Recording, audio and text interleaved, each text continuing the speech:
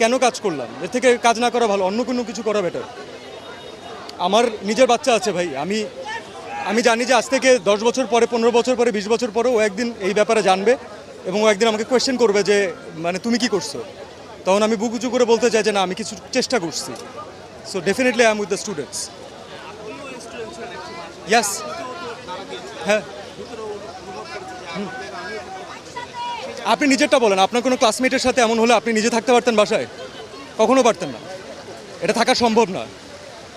এবং এই বাচ্চাগুলো কোনো অনৈতিক দাবি রাখে নাই যে তাদেরকে এভাবে করে প্রাণ হারাইতে হবে। এক একজন বাবা মার আহাজারি, এটা যার যায় সে বুঝে ভাই। সো এটা আমি জানি না আসলে এখানে কতটুকু আসলে এখানে ঢেকে ঢেকে বলা পসিবল।